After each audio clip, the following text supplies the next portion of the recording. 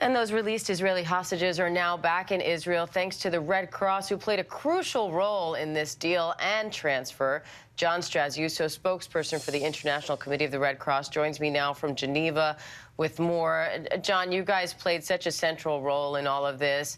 Walk me through what went into making this deal happen, and how do you feel now that this day has arrived and this first group is free again? I'd say the most important part about this is the relief that the families feel, and the relief that the hostages feel after 7 weeks in captivity.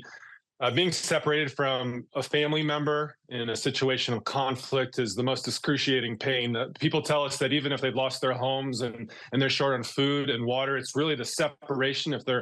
If they become separated from their daughter or their son or their spouse, that's the deepest pain. So the good news today is the alleviation of that suffering that the families have been going through and that the hostages have been going through. So walk us through what the protocol looks like.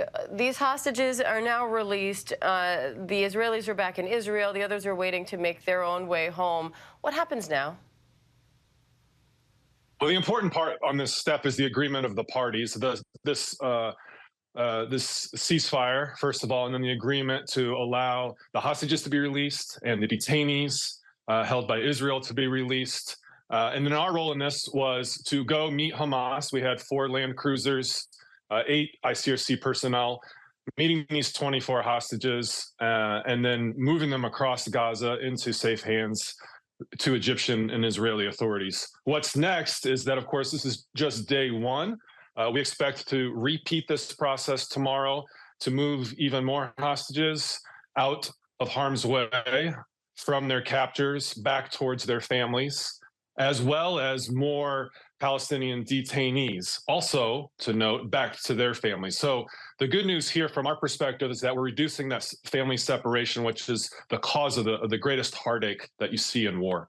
Now, officials also say that this 4-day pause could be extended even further if Hamas continues to release more hostages after this. I shouldn't say initial group, because I feel like today's is the initial group, but after these roughly 50 as part of this deal. How likely do you think that is to happen, that they reach the number agreed upon in this deal and Hamas decides, you know what, we'll release some more if you continue this ceasefire?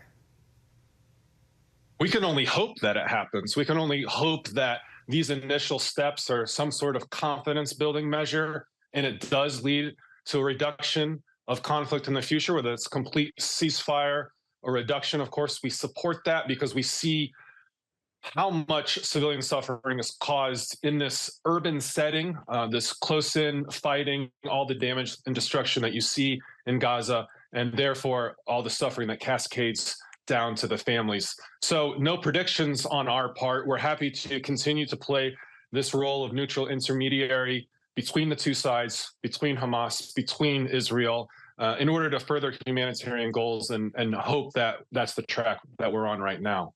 And, of course, many more hostages are still held captive. John, what happens next to this group that is part of this exchange deal? And then what happens to those who aren't? So the group that gets to go, of course, has this nightmare, the 7-week nightmare, come to an end. And they begin the healing process from this experience back with their families, their friends, if they have to meet with counselors or therapists, of course.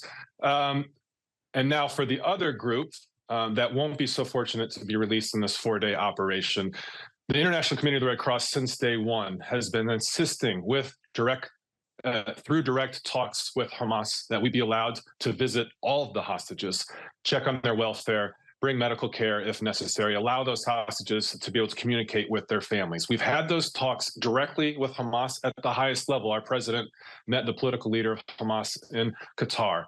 So we continue to insist on that. We don't have any agreements that that's going to take place, but we're still working on it. All right, John Straziuso, spokesperson for the International Committee of the Red Cross.